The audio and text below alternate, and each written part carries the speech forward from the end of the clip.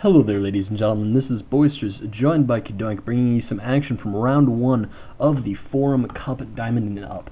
Spawning down here in the bottom left-hand corner, we have BlackDeath as the red Terran, and up here in the top right-hand corner, we have his opponent as the green Zerg, yourself. So, Cadoink, we're playing on the Snake map, as you always call it. A map that has grown on you, I think, right? Yeah, I used to not really like this map, but the more I played on it and the more I watched games on it, I started to get the hang of it, and now I quite enjoy Cloud Kingdom quite a bit, actually. You know what's kind of weird? Cloud Kingdom always had like a really odd tile set for me, but I've been playing on it so much recently just due to like random ladder situations that like the tile set is starting to look normal. Like I start to view StarCraft as like a purple lens kind of. Yeah, you know, this is my one problem with the map. It looks the same as all the other maps, the only exception being that it's more purple. But I feel like StarCraft has a lot of grayscale.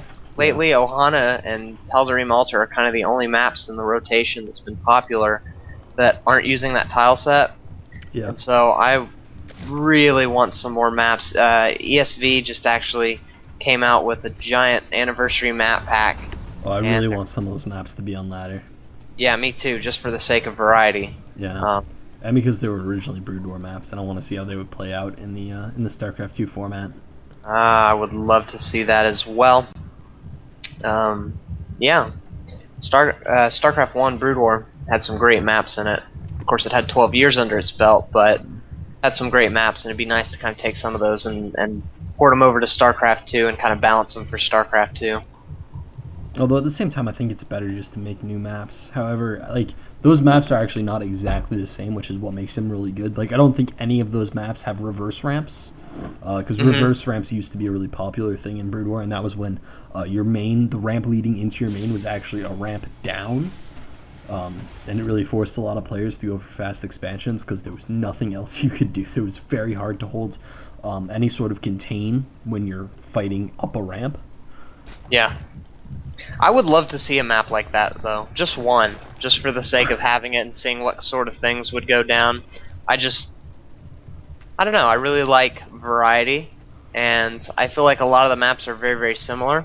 Yeah. And so I'd just like to see some crazy, crazy stuff that's like, that almost might be stupid. I feel like without lurkers and reavers, it would be very Terran favored, a map with a reverse ramp. It might be, but I think Colossi would be... Yeah, Colossi would be pretty good.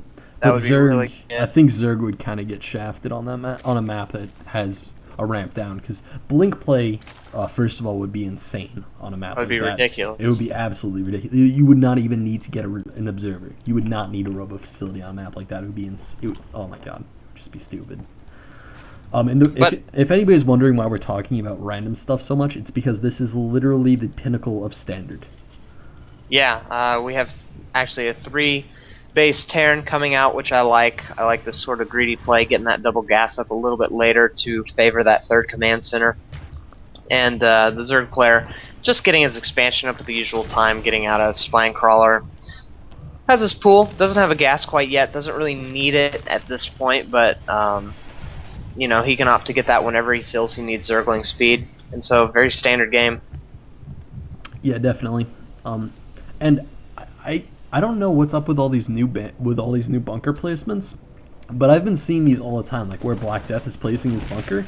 It just doesn't seem as good as where they normally get placed. And we saw a couple Zerglings running in there and actually sniping off an SCV, which was a nice pickup. For those Zerglings. It actually ends up being a really great place to defend your ramp. It's like perfect for defending your ramp, and then you can actually mine just out of the side minerals. But as far as defending your expansion, it's not as good. So you kind of got to decide: do I want to defend my ramp more, or do I want to defend my expansion more? And BlackDeath happened to choose his ramp.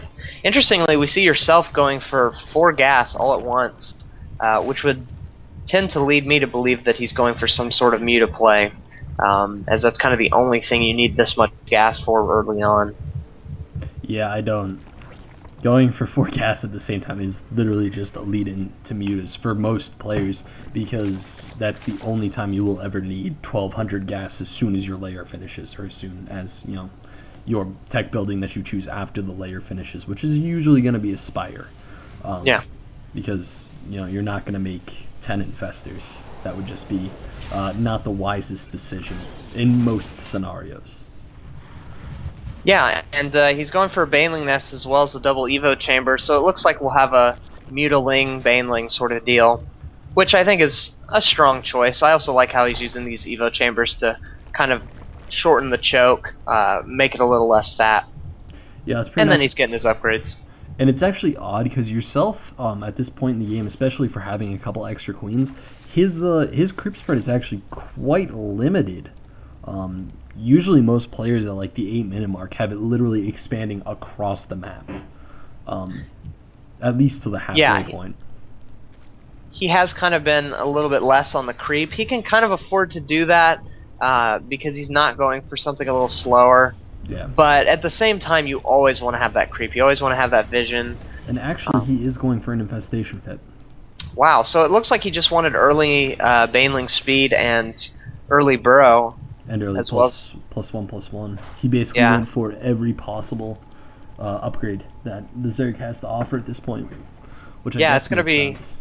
it's going to be really, really strong Zergling Baneling force. The only problem I see is the Terran player isn't going double Hellion, which I like. He's not going to have that real squishy double Hellion play that will get just crushed to Banelings. He'll have those siege tanks early, and to deal with speed Banelings, you really have to have siege tanks. Yeah, and I mean, he's going for just what used to be highly popularized, and actually I feel like it kind of fell off for a little while there, which is just the standard Marine Medevac siege tank. Which is a strategy that, you know, you used to see literally every TDZ was like a 14-minute Marine tank push. Yeah, and you kind of see Tasia bringing that back a little bit. He's favoring a lot of having mini medevacs and dropping a lot and having those siege tanks and having good positioning. I like that style a lot more than the double Hellion, to be honest. Yeah, especially with the Queen buff, because the Queen buff kind of, you know, completely shafted Hellions, and it barely does anything to Marine tank, because you still can't get anywhere near tanks with Queens, or you're just going to die. Yeah, absolutely. There's really no question about that. And, you know, a couple of scans and some stems, you can split your Marines up and take out creep really, really easily. Yeah. We have a little bit of an attack coming down here to the 4th, but he's going to get easily cleaned up by siege tanks. Oh my god, these Zerglings are just running into their deaths. They're taking out a couple Marines with them, but that was not at all cost efficient. Ugh. Yeah, no, Zerglings running away at this point. Marines definitely having the better end of that deal. I like that little supply depot choke that he had going, and now he's even covering it up and putting down another command center. I love this. Being very, very active at putting down command centers. This is a pretty early 4th CC and a pretty early 3rd as well, so I like this play by Terran. He'll have fantastic macro. The one thing I do worry is he's floating 400 minerals, and I'd love to see him throw down another barracks or two. Actually, he just spent it all, so never mind. I retract that statement. I think you're a little bit behind my replay, just by the way. Okay, I'm at 12 minutes right now. Alright, I'm like 7 seconds ahead. Okay. Just by the way. We have +2/+2 finishing up for our Zerg player, along with a Hive coming along, so +3/+3 will not be far behind. And once you start going up to like kind of like +3/+3 melee weapons, it feels like it's going to start going into Ultralisk play. Almost always. At least now that Ultralisks are kind of coming into favor, because Infestors are just so good at locking units into place for the Ultralisks to just hug them all. They really just can't escape those hugs. And yourself, still, he just doesn't have creep spread. It's kind of strange. Yeah. It's working its way. He's not the top Korean pro player, so it might be a little bit more difficult for him. But I actually don't think I like the Ultras play on this map, because he knows his opponent is going for that siege tank Marine force, and that's kind of the infrastructure that lends itself towards being able to just pop a few barracks up and put tech labs on and build the Marauders you need to take out the Ultras. So I much more favor the go for the Broodlords and then switch into Ultralisk. Because then your opponent wastes tons of resources on Vikings, and whereas if you go Ultralisk first, Marines and Marauders are going to be good against Ultralisk. Marines very, very good against everything. And then if you switch into the Broodlords, your opponent already has Marines, and then has time to switch into Vikings. So, I don't know. It could work out, but I much prefer starting with the Broodlords and then switching into the Ultras afterwards. Yeah, I'd actually have to disagree with you there because I think Ultralisks can hit the field a lot faster. It can be a lot more effective because honestly, Ultralisks are insanely tanky versus Marines. Ultralisks come out with a default 2 armor, I think, right? Before any upgrades. So then if you have +5, that's 7 armor. So these 2/2 Marines deal 8 damage, so they would deal 1 damage per shot, which is kind of ridiculous. Yeah, it is. Ultralisks actually don't take damage from Marines in most scenarios. And we have this tank push coming up, but the army from yourself is getting really big. Now, of course, it's going to lose a lot of itself going up against this Terran army, and he does not have the superior economy a lot of people want. But there is the giant Professor hit squad coming in at 3rd, and oh my god, blowing up so much stuff. This base is probably going to go down. Yeah, actually, it's going to be close. Yeah, it does go down. That's quite key. And this tank push has kind of just been stalled, which is not really what you want your tank push to be doing. You want it always moving forward and always creeping onto the Zerg, because you can see that the Ultralisk number is already growing. Yeah, I really don't like this by Terran. He really needs to make something happen, considering he just lost his 3rd base. Luckily for him, he does have his 4th up and running. But what really shocks me is that the Zerg player doesn't have a 4th base at all. And now, part of this is because, you know, there's a huge Terran army there. But earlier on, he had his creep spread onto his 4th, so he couldn't even put down a hatchery. And as Zerg, you really don't want to let your Terran opponent have 4 bases to your 3, because they can just continually produce Marines and Marauders to deal with the Ultros play. And so, I'm really quite shocked that the Zerg player isn't being more active and trying to take that base. I'm actually very surprised that BlackDeath is keeping on with this Marine tank style, because it's just not super effective versus Ultralisks, and he really doesn't have the Marauders to deal with the Ultralisk numbers. And I do believe he saw Ultralisks in some of his drops that he performed, or maybe... I'm pretty sure he saw the Ultralisk Cavern at this point. At this point in time, the Terran player has actually a really nice army. He's at 2-2, working on that 3-3. I think what he should do is wait for 3-3, get up a few more Marauders, like start producing Marauders, wait for 3-3. Here's the push from the Zerg player, though, and the Siege army is sieging up, but all of the units are already in melee range, and the Infestor's coming late to the party, but it just doesn't matter. So many units went down to the Ultralisks there, and we see, I don't think any of the Ultralisks have fallen so far. A lot of the Infestors get sacrificed to that Marine squad. However, there's just so much damage from the Ultralisks, and they're going for the Planetary Fortress, which is almost certainly going to go down, along with the entire Terran army, and that was amazingly cost-effective. Amazingly cost-effective. However, he's not going to be able to attack until the supply depot show. He's just way too well defended. Yeah, that was... Oh, go ahead. No, go. Okay, that was a terrible engagement by BlackDeath. Yeah. He didn't have his tank sieged up at all, so they didn't do any damage to the Ultralists at all. And, you know, I think the Terran player could have held there very easily. He had a Planetary Fortress, he had a ton of tanks, but none of them were sieged, so they literally didn't do anything but die. Yeah. And I don't know. I just think the Terran player threw away the game in that very engagement. Of course, he didn't know the Zerg player. Well, actually, he did. He had his sensor tower up. So I don't know. I think if the Terran player had his army a little more split and had his tank sieged, he would have held that no problem. Well, I mean, the real issue for the tanks was more of the Zerglings, not even the Ultralisks. I mean, the Zerglings ran in and just completely wrecked the tanks, and you cannot siege up in the amount of time it takes for that sensor tower, between the Zerglings seeing that sensor tower and the Zerglings hitting your siege tanks. They just move so fast, and we have the push from the Terran player moving towards the Zerg fort that is just now being constructed. What? This is a really, really late fort. Yeah, like I was saying, the Zerg player really is just not building the infrastructure he needs. And so BlackDeath just took this out. He needs to go home right now. He needs to run home because he lost his entire army to the Zerg army, and so this army is very, very small in comparison to the Zergs. The Zerg's army can kill it easily. So now that you know your opponent is stuck on 3 bases, go home. Yeah, I think a big blunder for the Zerg player was actually not healing up those Ultralisks with the transfusion. But it just doesn't matter. The target fire is not there to take out the really low health Ultralisks. In fact, the one that had 99 health took like 4 points of damage over the course of that engagement. And I don't think a single Ultralisk went down there. And those were really the key units in this army. A little bit of a Marine push there, just got absolutely destroyed by Banelings, but that's to be expected. Yeah, you know, the Terran player had a great engagement there, actually. His tanks were sieged and split up. He split his Marines and Marauders perfectly, taking minimal Baneling damage, but he just didn't have the right amount of units. He needed to target fire a little bit. But had he had the army he had before, but in that position, he would have done a lot better. And that's why you really don't want to throw an army away that early in the game, because then in your next engagement, even if you do well, you're going to be weaker. And we have a push from the Terran player coming up and instantly sniping off an Ultralisk, and it's probably easily going to get a second and a third one here. But here comes the wave of reinforcements, and is that third Ultralisk really going to live through this? Wow, it is. It had like 10 life at one point during that engagement.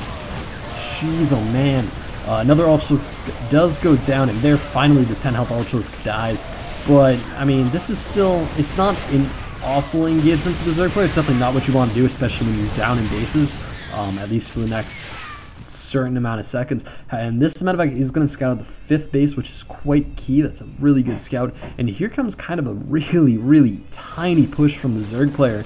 However, honestly, it might, like, literally just be, no, he's going to run home, which is probably the right decision. Yeah, ooh, he took out an Ultralisk there. That was a bad choice by the Zerg player. But, you know, the Terran player had a really good spread there once again, but he just didn't have the numbers, you know. And there's 7 Ultralisks currently being produced, which is kind of insane. Yourself has about 10 supply over his opponent. Now he's taken his 5th base, and I don't know, the Terran player's just playing from behind. Ooh, taking out 2 Ultralisks there, very nice. Two Ultralisks just got destroyed for free. The siege up on the extractors, but it's really not close enough to really be menacing these drones, but it looks like they are going to be slowly leapfrogging their way forward, as most Terran players do in this situation.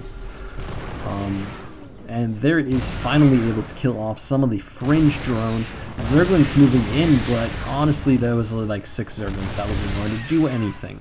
And we have an army splitting up and going to the 5th base. He's getting ready for a flank here. He's definitely preparing for it. A lot of his army is up here near the 5th, though, which is kind of an interesting idea.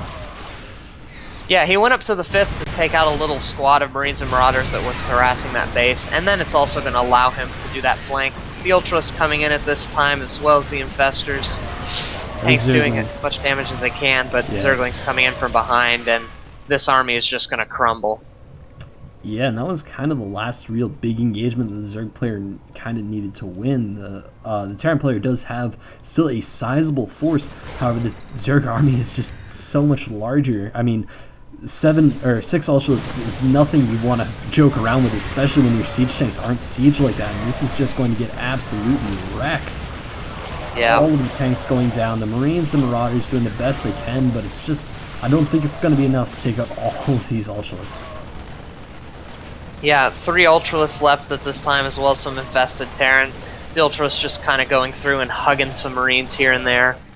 But it looks like they'll be able to pick one off, maybe. Yeah, one does go down. And the other 2 are almost certainly going to die to the planetary fortress. I don't think there's a chance in hell that this thing is going to go down without being repaired. However, there is the big Zergling move out, but there's a siege tank up on the high ground, so he's really just denying mining at this natural. And another big thing that the Zerg player has been doing is he's been forcing planetary fortresses. The 3rd base is a planetary, the 4th base is a planetary. BlackDeath really can't risk taking an expansion and not having it be a planetary, which is kind of injuring his economy a little bit because he only has 2 orbital commands left.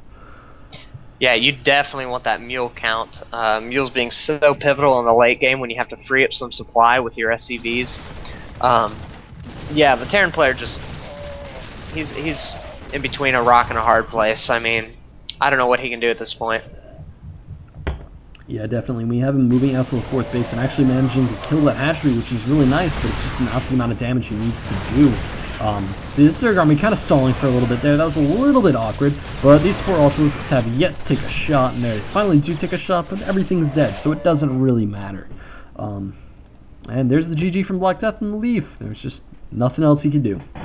Yep. So I'd like to thank you all for watching this. Be sure to check out the video response for the continuation of this series in between yourself and BlackDeath. Me and Cadoink, of course, will be doing these videos for the next week or so, where we will just be chaining together commentaries of all of the tournament games that happened during the Forum Cup and up, because we're committed. What can I say?